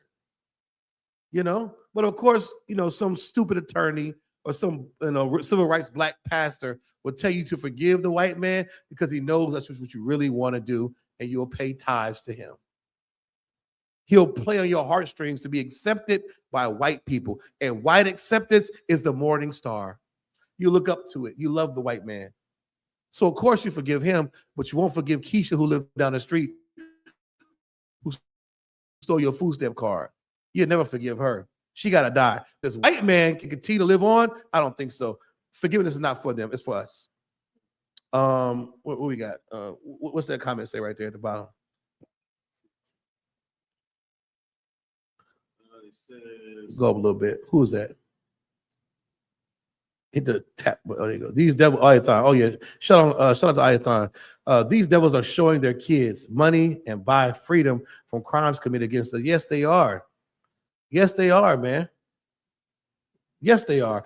So and it's crazy that these white boys, I guarantee their parents are like dentists and attorneys, physicians, city council. Remember that for the year. Oh, the parents of those who unalived that brother aren't sorry about family losing their son. They are more concerned about using their money and power to keep their son in jail. You are absolutely right. He's right. It ain't about his death. It's about concealing their children and keep them innocent and not going to jail for what they did. It's always like that. So like if I may, that's heavy. Officer Ayathon made that point because when you look at Lady Justice, Yeah, who's holding the scales, that's right. she's blind. She's blindfolded. Oh, man, that's heavy. So the only thing that matters Is the weight. Is the weight. That's a lie. Money. That's a lie. Money can be, Yeah. She Might as well looked because it's manipulated through color anyway. If you have money, you go walk free. If you're poor, you're guilty. Forget money. If you're black or Latino, you're automatically guilty. They're unjust scales. It's a lie. It's all based off of white oppression and black folks. That's all it is. White people, this is their kingdom. And why shouldn't they be able to do what they want in their kingdom? But there's a kingdom coming that you will not be able to do what you want to do. That's Christ's kingdom. And they're going to pay for all these charges, all these crimes. They're going to pay for it. They're going to pay for it. Ayathon is absolutely right. He's absolutely right. That's what they do. And especially Mississippi, that good old boy, home cooking, close connection. Everybody know everybody. They've been doing this before Jim Crow in Mississippi. There's songs about it. There's movies written about it. Just when you thought that you had an edge, the DA plays golf with the plaintiff, or the DA plays golf with the judge, or the fireman, he knows the dentist or the town doctor. You're not gonna get the truth. Read the scripture on top. We get up out of here. It's 8:40. This is the book of Ecclesiasticus, chapter 12, verse 10. Never trust thine enemy. We got that. No arguing back and forth with that. Never trust them. Go ahead. For like as iron rusteth, so is his wickedness. Uh-huh. Verse 11. Though he humble himself, and go crouching. Oh, come to the 4th of July party, bro. It's just gonna be us on a boat. You know, my aunt has a boat. You know, she's freaking loaded, bro. It's a chill vibes, man. We got cut water. You know, you get. You know what I'm saying? Yeah, you know, Tessa, she gives blowies.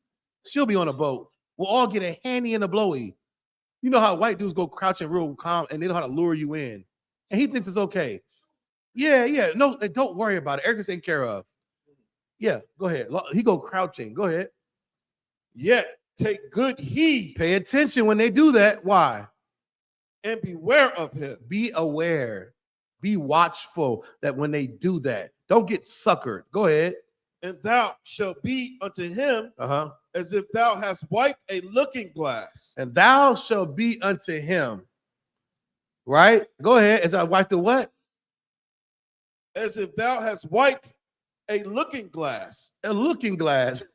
Go ahead. And thou shalt know that his rust hath not been altogether wiped away. So once you hear about the 4th of July party and the town whore, Hannah, who's giving blowies and handies on a boat, and the parents are totally loaded, let you go do whatever you want to do, he suckers you into that to get on the boat with them. And then come have fun. We got beer, we got smoke, we got shrooms, we got cut waters, we got a couple whores. It's a good time. He's a teenager, his hormones is raging, and they're white. They're the morning star. What worse can happen? But if he had black parents in the UPK or a strong black man, militant nigga, would have told him to be aware of them when they do that. Why? Because of looking glass. You ever seen a pirate movie like Pirates of the Caribbean? That long thing he pulls out his pocket, he looks out there. Ahoy, there you go. And he goes ahoy. And he just gets to look at it, he turns it. That's a looking glass. And the more you twist and turn it, at first it's fuzzy, but then it starts to get real clear, and you can see exactly who it is. You can see closely that this is not a fun time. These are devils trying to kill me. He didn't have that. What he saw was an opportunity to be accepted by Whitey. Now he's not here. Read on. And Salaki too, Kawal. I know this normally happens too. You get to the point where you begin to recognize that the game is being played on you. Yes. And the amount of fear that goes through your mind. Right. Like, yeah. That's what we think about. Yeah. Even when we talk about, the young man Cyrus. Right. When he ran out of that store, he may have heard that first shot go off. Yeah. I can only imagine. Oh, his heart dropped. Yeah. What was going through his mind at the time? What was going through his mind when a nigger jokes and a blackity black game started being played? Yeah, when he was out of that water. When he started looking around and saying, yeah, this ain't funny no more. I told you I couldn't swim. Chill out, bro. And they got more and more. Yeah, now Satan's about to have his way because your pastors and your parents. Whole time we on the street corner telling you not to do these things. The Bible said be aware of him. Look through that looking glass. You thought he was cool, so you really start to focus in on him, and then you see, oh shoot, this is the devil the Bible speaks of. Go ahead, please. And this is why it's so important that we take on our culture. That's right. Teaching our people our culture. That's right. Instead of the false lies of American culture. Give me a hand. That's exactly why it's important. Exactly why it's important. If he wasn't celebrating 4th of July, his ass probably would have been alive. Number one. You should be there. Even if he was doing it in his front yard with Pop Smokes from Food Line, he would have been alive today. He wouldn't have been on a boat with Donald Trump's family. A bunch of damn, KKK grandkids. Andrew Jackson and them killed him. That's who them kids are born again. They're racist. They reincarnated racists. That's why he's not alive today. Read on. Go ahead, please. Oh, he didn't get the chance to see that. And if he did, oh, bro, that's just them. That's not us. Yeah, that's just them. That's not us. Somebody's always there to pacify the blacks to not think white people want to kill you. Your church does it every Sunday. It's a lot. What's so interesting is, naturally we segregate when we go to school. We do. Even if we are in a school where it's predominantly white. Yeah. The only time that we really come together is through sports. And he was a student athlete. You see him taking pictures with other athletes. Yeah. And they because sports is nothing more than simulated warfare. That's all it is. Other than that, you gonna play for your team. But yeah. You're gonna fight with the brothers. That's right. But because of these athletics, now you look at Connor and Tanner and Gunther as being your brothers. Yeah. Because y'all done been on the gridiron together. You formed a trauma bond through pads and hitting. Friday Night Lights. Yeah, we done came back from 14 zip together. We were in the trenches battling for that fumble together. It's not your brother. Give a damn about that. Separate sports from reality. That's right. It's not your brother. That's right. Because if you draw a line in the sand, and one day they said, blacks stay with blacks and whites go with whites, we about to get it on. Do you think those white folks are going to join the black side? No, they don't want to be called a nigger lover. No white person likes to be called a nigger lover. It's a diss. And Hollywood is so diabolical. What's that movie that Denzel played in? Well, they Gridiron, the football movie. Yeah, they were segregated. You know what I'm saying? What, And he was like, "Y'all gonna learn to get along." yeah, yo, if you fumble, you will run a mile. Yeah. Friday Night Lights is with a boogie. With Friday Night Lights with the nigga who tore his knee up. Yeah. It's a famous one.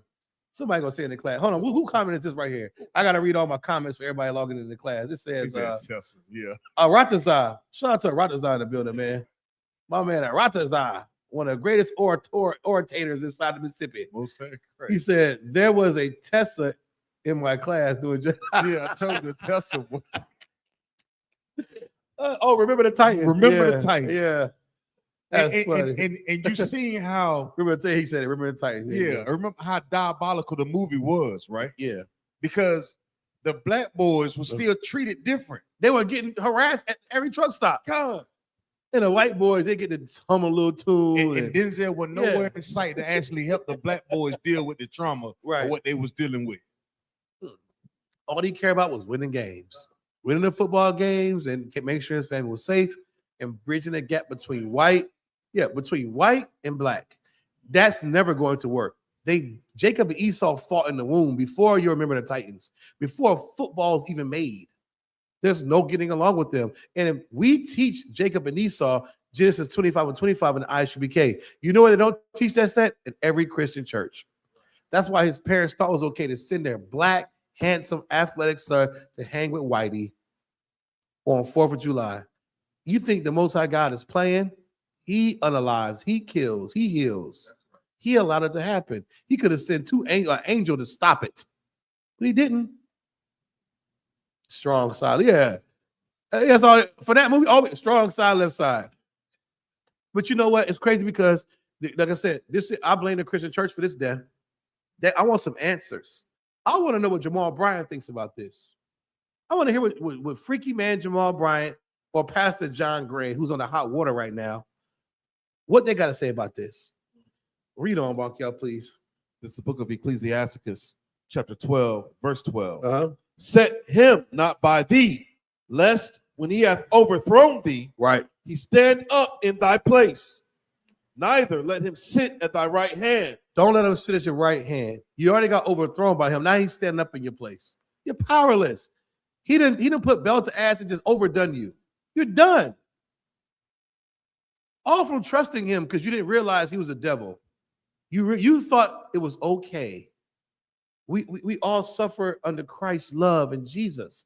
Because in church, white people to your left and Chinese people to your right. And your pastor says, look to your neighbor. And you think white and Chinese are your neighbor. You're not thinking about the black and Latino brothers who suffer your same oppression. Those are your brothers and sisters, not them. Go ahead. Neither let him sit at thy right hand, lest he seek to take thy seat. And thou at the last remember my words and be pricked therewith. Be pricked therewith. He wasn't pricked therewith. He wasn't even fazed by it. And that's why he's unallowed today. Justice for Nolan Wells, man. I hope Benjamin Crump, big scoop ball head ass, do a good job with this and really, really pay who he got to pay. And the voices come on, the Lord really puts his hand because we need justice, man. I know justice coming from Christ, but you understand in these last days, the amount of atrocities is going on and it being swept under the rug. I'm afraid that our black people are going to do something and not be patient, not wait on the voice of the Lord and try to take up arms and get unalive even more because of the fear of what's going to happen in this case right here. it'll just be another cold case. I hope they come into this school so they can learn the truth and not be in the Christian church, learning absolutely nothing. Another young black life lost because you trust a white man. It's disgusting. Go ahead.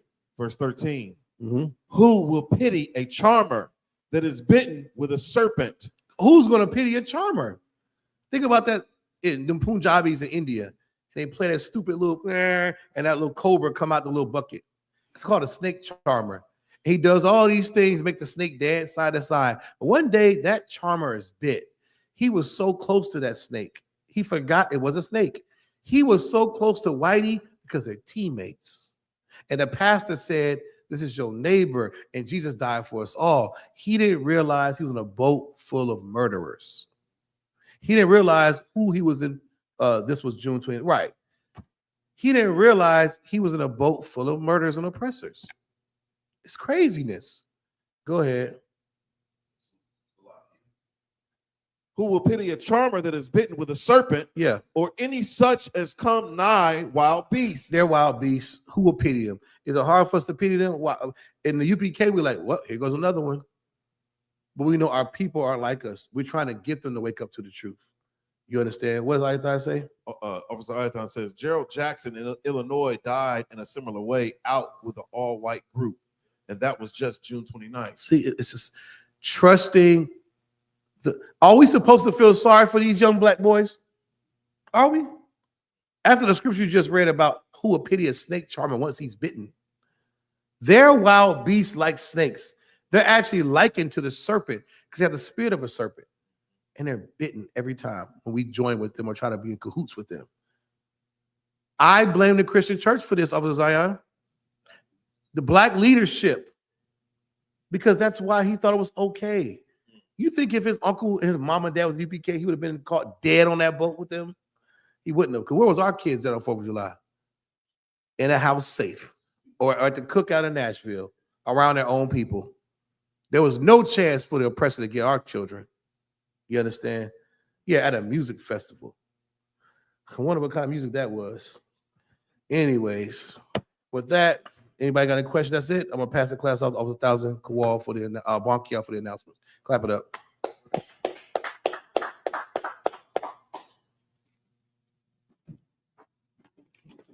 I.S.U.P.K. security announcements. We are the I.S.U.P.K. started out at 1 West 125th Street, Harlem, New York. Rule for new brother and sister. When a new brother or sister comes to the school, they are off limits for 6 months. They are to be saluted only. They're here to shed themselves of the world. If they need transportation, the teacher will arrange it. After 6 months, if a brother or sister has an interest in a particular person, he or she must get permission from the head to speak to a brother or sister. There's another 6 months in which the brother and sister will court each other. After this 6-month period, the brother and sister will get permission from the head to marry. Tithes, which is a commandment. The book of Numbers, chapter 18, verse 21. The book of Malachi, chapter 3, verses 8 through 10. It means tenth in the Hebrew is pronounced ma'ishara. 10% of every penny of any increase the Lord gives you, give to treasury department or teacher. Priest funds, a free will offering for priests, not mandatory. Whatsoever amount you would like. The upcoming Holy Convocation. We have the memorial blowing of trumpets, first day of the 7th month, which will be Friday, September 11th of this year, according to the book of Leviticus, 23rd chapter, verses 24 through 25. We also have, what cookouts coming up? Chicago. Chicago. Mm-hmm. Oh, Chi-Town cookout coming up at the end of the month, man. That's right. All right, get with your camp leader, set your affairs in order. Hope to see you there. If anyone wants to be a trooper in the school, start wearing all black boots, shirt, pants, headband, and scarf. With that, I-M-A-J, which means to stand. Men of Israel, we're going to render one courteous salute to the teacher. Men of Israel, Ma'am Shabbat, Imajim, Barak, Yahweh, Shimei, Shabrak, Yadam tie hands down. Sar, turn and face the sisters. Sisters, I-M-A-J, which means to stand. Men of Israel, we're going to render one courteous salute to our sisters. I-M-A-J, Shabbat, I-M-A-J, Barak, Yahweh, Shema, Lathaba, Shimei, Shah. Yadam tie hands down, class dismissed.